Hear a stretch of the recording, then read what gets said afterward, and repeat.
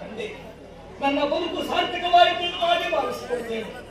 ಆದ್ರೆ ಚಂಪಕಾವತಿಯಲ್ಲಿ ಕೃಷ್ಣ ಪರಮಾತ್ಮ ಧನುಷನ ಆಗಬೇಕು ಅಂತಾದ್ರೆ ಕೇವಲ ಸುಧರ್ಮನ ವಿಕ್ರಮ ಮಾತ್ರ ನಡೆಯುವುದಾಗದು. ಅದಕ್ಕೆ ಕಾರಣೀಕರ್ತರಾದವರು ನನ್ನ ತೀರ್ಥರೂಪರಾದ ಹಂಸಧ್ವಜ ಭೂಪತಿಗಳು. ಭಗವಂತನನ್ನ ಕಾಣಬೇಕೆನ್ನುವ ಕಾರಣದಿಂದಲೇ ಸಂಕಲ್ಪ ಮಾಡಿ ಅಶುಭವನ್ನು ಕಟ್ಟಿದವರವರು. ಕೃಷ್ಣ ಪರಮಾತ್ಮನ ದಿವ್ಯ ರೂಪವು ಚಂಪಕಾವತಿಯಲ್ಲಿ ಆಯಿತು ಅಪ್ಪನಿಗೆ ಗೊತ್ತಾಗಬೇಕು ಅಂತಾದ್ರೆ, ಅಪ್ಪ ಎಲ್ಲಿದ್ದಪ್ಪ ಬಾರಪ್ಪ, ನೀನು ಕೇವಲ ಚಂಪಕಾವತಿ ನಗರಕ್ಕೆ ಮಾತ್ರ ಅರಸುವಪ್ಪ. ಈಗ ಬಂದವ ಯಾರು ನೋಡು.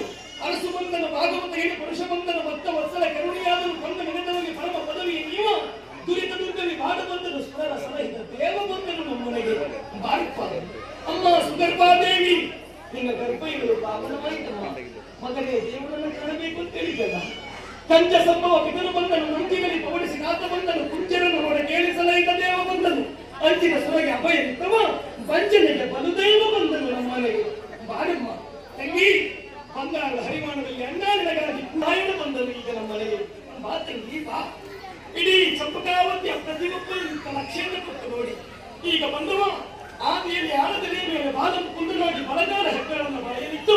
ವೀರ ಮಧುಕೈಟವನ್ನು ಸಂಹರಿಸಿ ಮೇದಿನವನ್ನು ನಿರ್ಮಾಣ ಮಾಡಿ ವಜ್ರ ಕಂಬದಿಂದ ಹೊಡೆದು ಬಂದು ಪ್ರಹ್ಲಾದನಿಗೆ ಅಭಯವನ್ನು ಕೊಟ್ಟು ಹಿರಣ್ಯ ಕಶ್ಯಪವನ್ನು ಸಂಹರಿಸಿದ ವೈಕುಂಠವಾಸಿ ಶೇಷಶಯನ ಲಕ್ಷ್ಮೀ ರಮಣ ಮಹಾವಿಷ್ಣು ಬಂದಿದ್ದಾನೆ. ಬಂದಿರೋ ಬನ್ನಿ ಬಂದಿರೋ.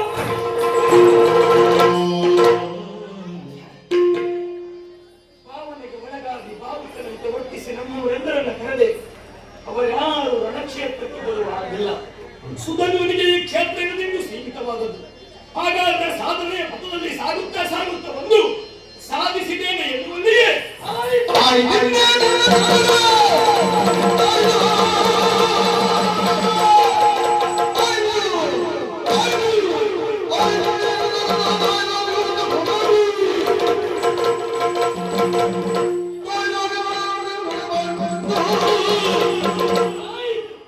ಇನ್ನೇನು ಬೇಕು? ಕಲ್ಮಶವೇ ಇಲ್ಲದೆ ಇರುವಂತ ಭಕ್ತಿಯಿಂದ ಭಗವಂತನನ್ನ ಧ್ಯಾನಿಸಿದೆ. ಅಂತರಂಗದಲ್ಲಿ ಹರಿಯನ್ನ ಪ್ರತಿಷ್ಠಾಪನೆ ಮಾಡಿ ತನ್ನ ಮನವನ್ನು ಹರಿಗೆ ಸಮರ್ಪಣೆ ಮಾಡಿದೆ. ಆದರೆ ನಮ್ಮ ಅಪ್ಪನ ಆಸೆ ತನ್ನ ಮನವನ್ನ ಸಮರ್ಪಣೆ ಮಾಡಬೇಕು. ಮನ ಸಮರ್ಪಣೆ ಆಯಿತು. ಅಂತರಂಗ ಶುದ್ಧಿಯಿಂದ ನಾ ಪೂಜಿಸಿದ ಪರಿಣಾಮ ತನು ಸಮರ್ಪಣೆ ಆಗಬೇಕು ಅಂತಾದ್ರೆ ಇಬ್ಬರೇ ಆಗಬೇಕು ತಾನೆ. ಕೃಷ್ಣನಿಗೆ ತನು ಸಮರ್ಪಣೆ ಮಾಡೋದಕ್ಕೋಸ್ಕರ ಗುರುವನ್ನ ಮಾಡಲೇಬೇಕು. ಇಂಥದಿಂದ ಗುರುವನ್ನ ಮಾಡಿದರೆ ಭಕ್ತಿಯಿಂದ ಪೂಜಿಸಿದ ಫಲವೇನು ನನಗೆ. ಹಾಗಾಗಿ ಅಂತರಂಗದಲ್ಲಿ ಹರಿಯನ್ನು ಧ್ಯಾನಿಸಿ ಬಹಿರ್ಮುಖರಾದ ಪಾತ್ರರಿಗೆ ಸಣ್ಣಿರಬೇಕು.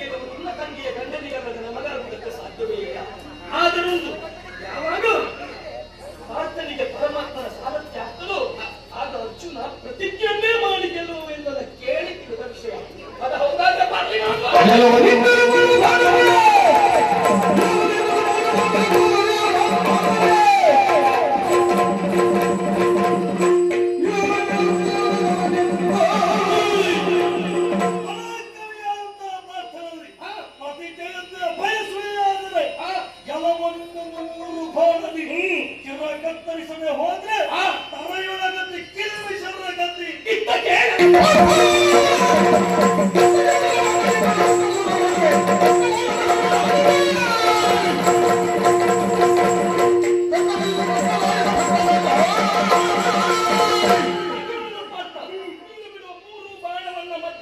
ತುಂಬಿದರೆ ಸತ್ತಿದ್ದಾರೆ ಕೃಷ್ಣನ ಭಕ್ತನಲ್ಲ.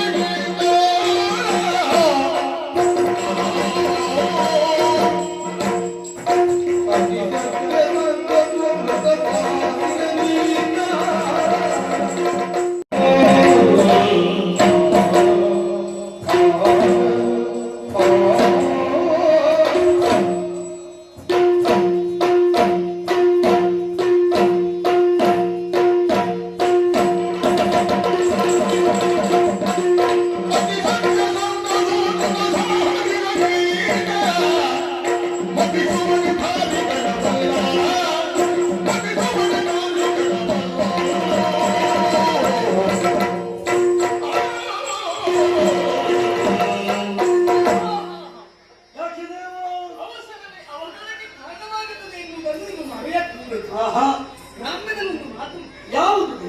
ಆತುರಗಾರರಿಗೆ ಬುದ್ಧಿ ಕೊಟ್ಟದ್ದು ಎಂಬ ಹಾಗೆ. ಹೌದು.